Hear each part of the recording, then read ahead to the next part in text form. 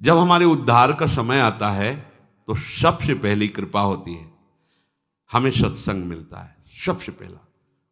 जैसे कोई भी व्यक्ति मिला और आपको भगवत चर्चा की बात सुना दी, ए देखो ये वीडियो देखो, एक कथा सुनो, देखो ये देखो, ये इसको सुनो तो आप, और आपकी रुचि बढ़ी सत्संग, ये सबसे पहली कृपा। जिसके उद्धार का समय आ जाता है उसके क्या लक्षण होते हैं? तो बोले सबसे पहले उसे सत्संग में रुचि होती है, सत्संग श्रवण में। साधुओं में श्रद्धा की बात नहीं कही गई, सत्संग में, भगवद वार्ता में उसकी रुचि होती है। अच्छा, सुनने लगा, सुनने की थोड़ी सी रुचि हुई, अब उस रुचि ने क्या किया, दूसरा सोपान, अब उसको लगता है कि मुझे भगवान की शरण में होकर भजन करना चाहिए। उसके अंदर प्रभु में अपनापन करने की, समर्पण होने की वृत्ति उदय होती है। बढ़िया क्रम है। सबसे पहले जिसका उद्धार होना होता है तो उसको सत्संग मिलता है, किसी भी व्यक्ति के द्वारा। ऐसा नहीं कि वो साधु के द्वारा ही, किसी पुस्तिका के द्वारा, किसी ग्रंथ के द्वारा, किसी प्रवचन के द्वारा, उसको किसी संत पर श्रद्धा की बात नहीं की जा रही। वो भगवत चर्चा श्रवण की, कोई कथावाचक, कोई रासाचार्य, किसी से भी उसे भगवत संबंधी वार्ता सुनने को मिली, आकर्षण उसका हुआ। अब उसके दूसरी बात, उसके हृदय में प्रभु के प्रति समर्पण होने की भावना जागृत होती है। मैं भी शरणागत होकर भगवान का भजन करूंगा। अब उसके द्वारा हृदय में तीर्थाटन करने की भावना जागृत हुई। अभी शरणागत हुआ नहीं, कैसे शरण में हुआ जाए, कैसे भगवान का भजन किया जाए, ये उसके हृदय में बात हुई। तो इस बात ने तीसरी बात पैदा की, चलो तीर्थों में चलते हैं, धामों में चलते हैं, पुरियों में चलते हैं। वहां चलने से भगवान के जो संत जन है, भक्त जन है, उनका दर्शन होगा। तब उनसे पूछेंगे कि भगवान की शरणागति कैसे होती है, भजन हम कैसे करें। तो वो तीर्थ याटन करता है। तीर्थ याटन से उसके हृदय में पवित्रता आती है। तब उस पवित्रता से वो महत् सेवयम, साधु महात्माओं की सेवा करने का भाव उसके जागृत होता है। संतों को वस्त्र दे दें, भोजन, कुछ किसी भी तरह उनकी सेवा करें, संतों से प्रियता होने लगती। संत सेवा का उसके हृदय में श्यान महत् सेवयाहा, महत् सेवा यही सबसे बड़ी सेवा। भगवत प्रेमी महात्माओं की यदि सेवा मिल जाए, ये महत् सेवा कही जाती है। महापुरुषों की सेवा करने का चाव प्रकट, कैसे हमारे तन से, हमारे मन से किसी भी तरह कोई सेवा इनकी बन जाए, अब महत् सेवा बनती है उससे। संतों के पास जाकर उनके सामने शांत बैठ जाना, उनकी बात सुनना, यह भी सेवा है। उनकी आज्ञा पालन करना, यह सबसे बड़ी सेवा है। अगर आप शांत बैठ गए, किसी को विक्षेप नहीं पहुंचाते, उनकी बात सुन रहे, ये सेवा बन रही। मतलब एक आदमी वो दंडता करे, अभी सबके आनंद में विघ्न पड़ जाएगा। संतों के पास सबसे पहली सेवा है, आप शांत, गंभीर, हलचल रहित, उनके अनुकूल, फिर उनके वचनों को श्रद्धापूर्वक श्रवण करके, मनन करके अपने जीवन में उतारने की बात आती। महत् सेवा बनी तो उसकी प्रभु की बातों में आसक्ति पैदा हुई।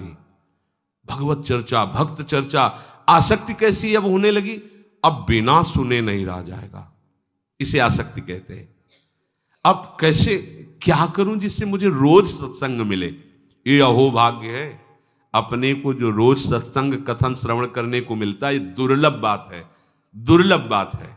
सुतदारा धन लक्ष्मी पापियों के घर होए, संत समागम हरि कथा तुलसी दुर्लभ।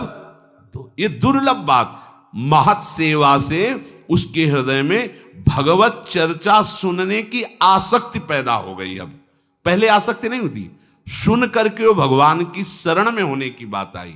शरण कैसे हुआ जाता है, इसके लिए तीर्थ याटन किया, हृदय पवित्र हुआ, साधु समागम हुआ, संत सेवा, महत् सेवायाम, संतों की सेवा बनी उसके हृदय में। अब सत्संग के प्रति आसक्ति हो गई। अब कुछ भी हो, सत्संग के बिना हम नहीं जी सकते। अब समझ लो, आप बिल्कुल नजदीक पहुंच रहे हो। कथा में जो ही रुचि हुई तो अकल्याण करने वाले जितने विषय थे उन पे उसकी नजर गई। काम, क्रोध, लोभ, ये जितनी उत्तेजनाएं थी, जो ये बुरे वेग थे जिनके कारण वो माया में गिर रहा था, उस पर नजर गई उसकी कि अरे मैं इनको सुख समझ रहा था और ये हमें नष्ट कर रहे हैं। अब उनके वो हर सलाह को काटने की बात उसके मन में आई। जो काम क्रोध की सलाह से वो भ्रष्ट हो रहा था, सत्संग में उसको ये विवेक प्राप्त हुआ और अब वो शासन करने लगा। उन विकारों को असह्य नहीं हो जाना, ये उनको नष्ट करने का उपाय है। अब सहा नहीं जा रहा, व्याकुलता हो जाना, ऐसा हम लोग नहीं कर पाते। हम लोग बहुत छुपा के अपने हृदय में उनको रखते हैं, तो इसीलिए वो बने हुए हैं। जिस दिन आप व्याकुल हो गए, अरे ये दुष्ट मुझे कितना नष्ट, भयभीत हो जाएगा वो। सच्ची मानिए, तुम इतने बल से बलवान हो कि तुम्हें काम परास्त कर दे, ऐसा नहीं हो सकता। तुम अपने बल को देख नहीं पा रहे हो। मेरे बल सी वृंदावन रानी, महारानी जी की तरफ देखो, फिर देखे तुम्हें कौन देखता है बुरी नजर से। न काम, न क्रोध, न लोभ, न मोह, न मद, न मत्सर। हम क्या करते हैं?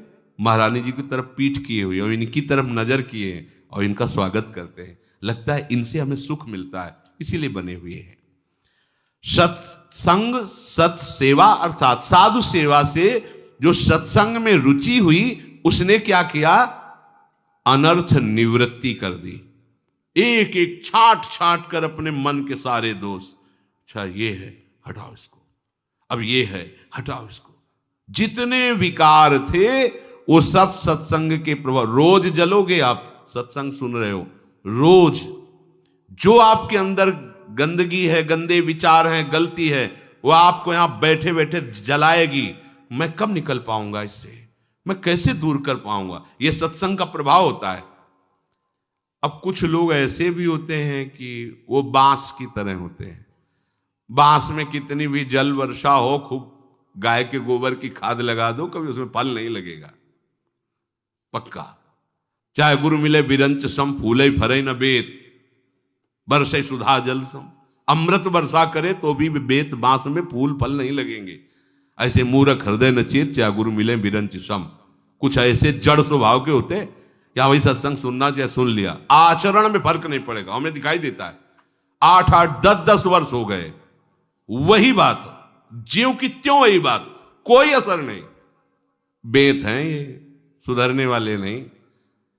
अरे भाई, सुना इसीलिए जाता है कि जो हमारी गलतियां हैं उनका हम त्याग करें।